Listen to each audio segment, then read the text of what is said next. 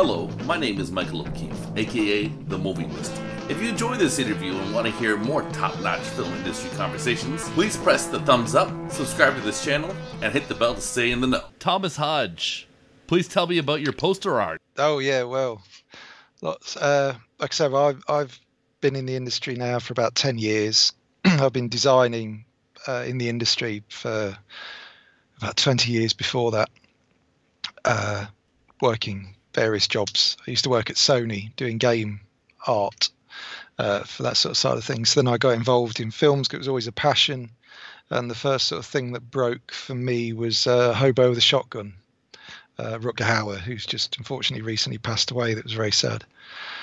That really sort of brought it to the forefront, and it was the I don't know if you're familiar with the art, but it was very much a throwback to that sort of 70s illustrated art, VHS sort of cover, exploitation type style, which no one was really doing 10 years ago. There was like a handful of artists, and now it's basically just sort of exploded really.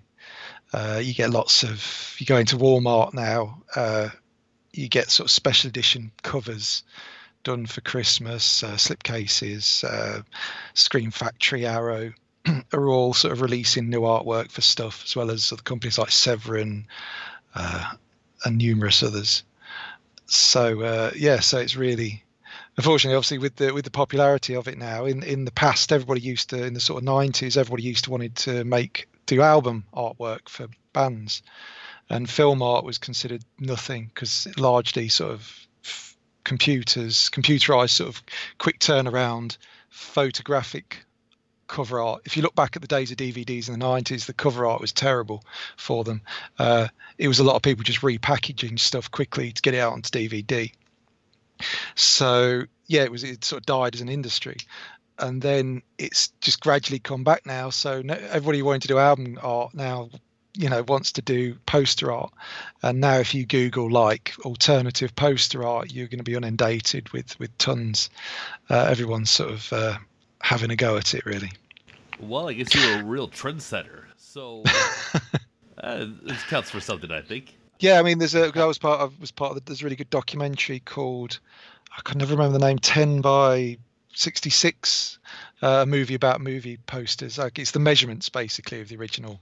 Oh, cool. Poster size. I was interviewed for that bunch with loads of others. I mean, like, you get special edition art from companies like Mondo as well, who do screen print one-offs that get flipped on eBay for hundreds, go for sale.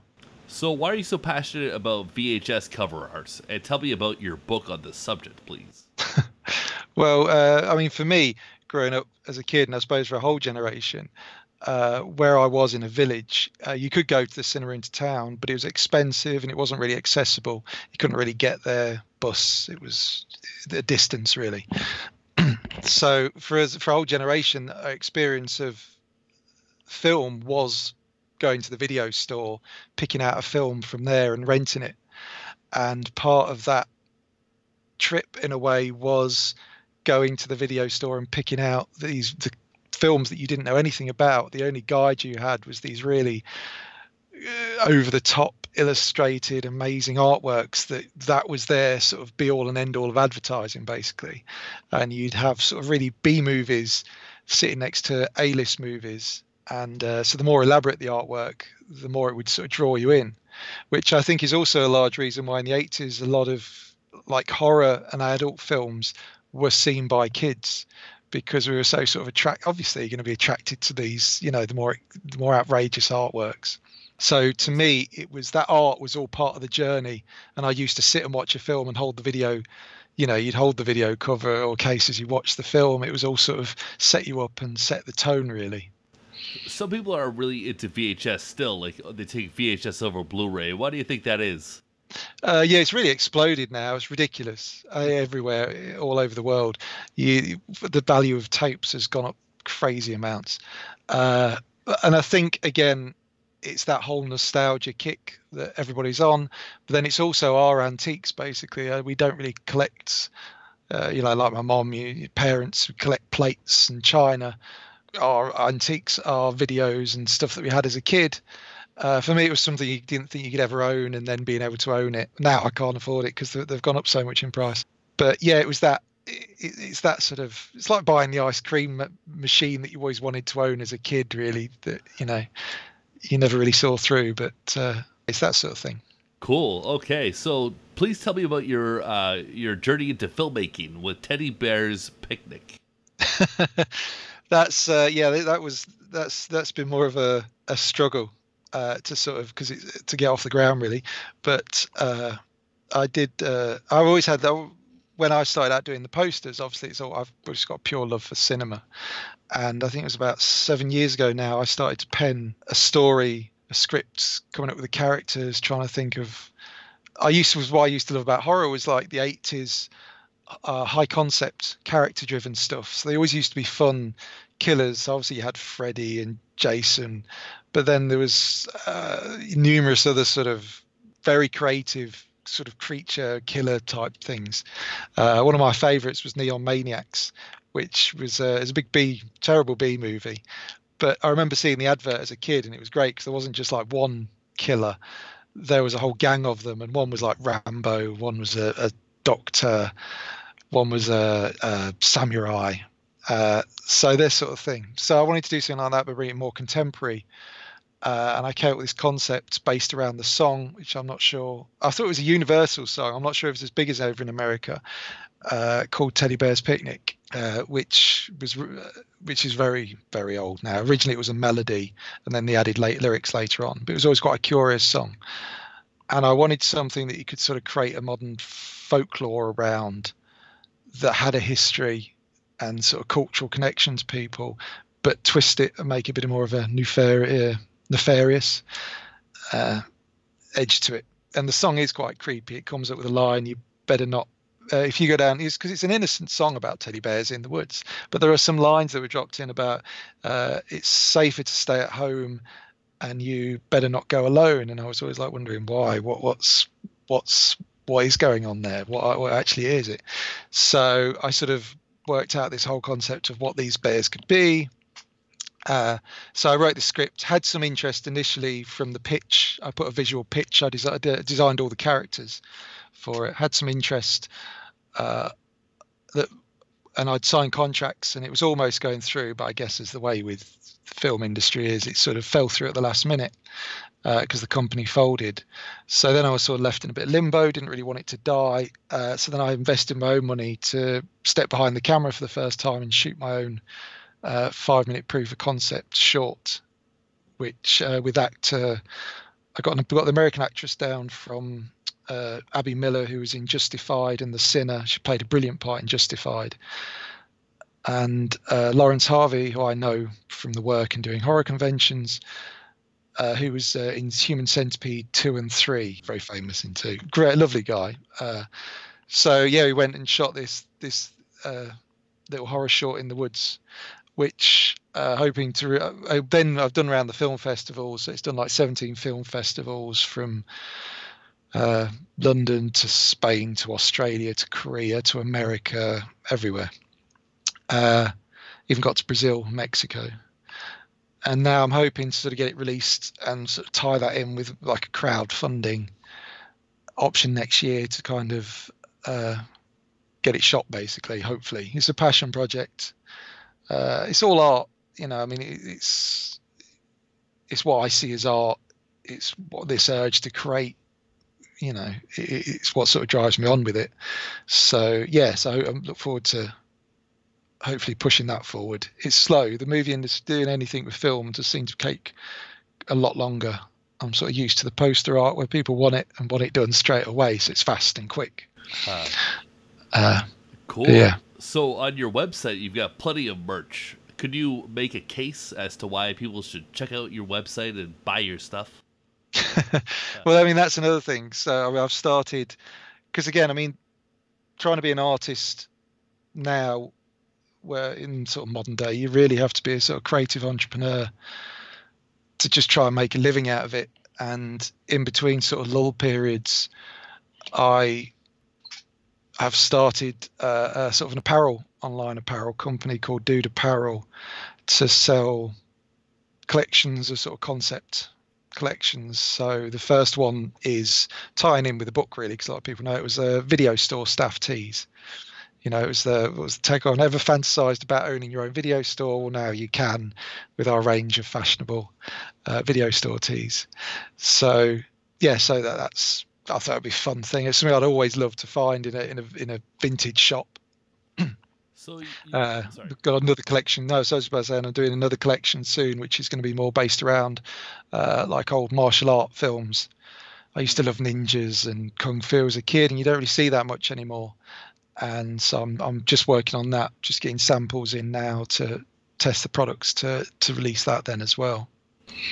Nice. Yeah, I love Sonny Chiba, Gordon Liu, all those guys. They're great. Oh, yeah. Yeah. Yeah, we need more ninjas again. Whatever happened to all the ninjas? Everything as a kid. Computer games, films, everything was ninjas. It's true. Shinobi.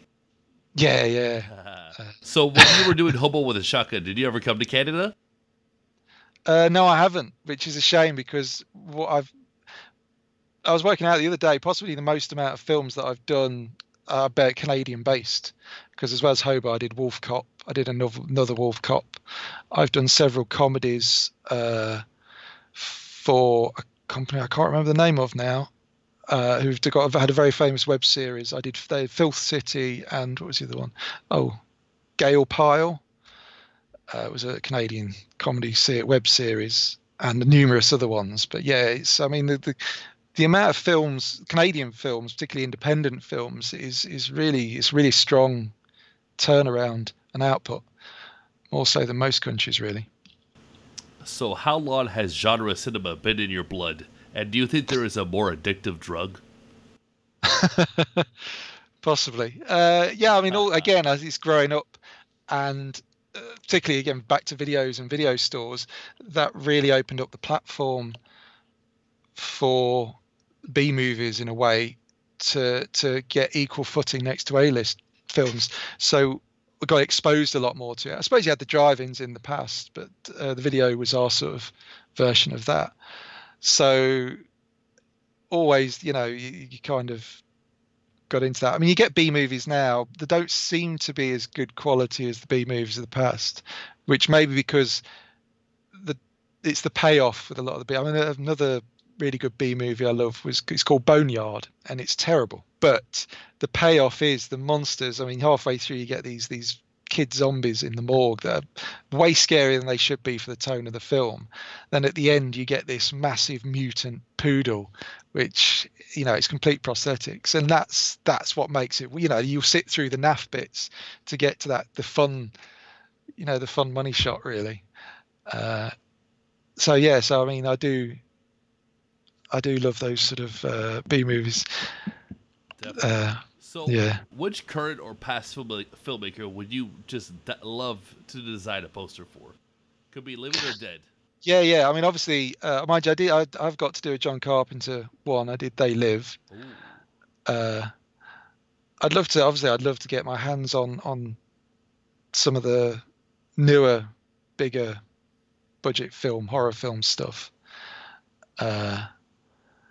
Like the James Wan, just obviously for my own work. So I'd love to get it out on the big front.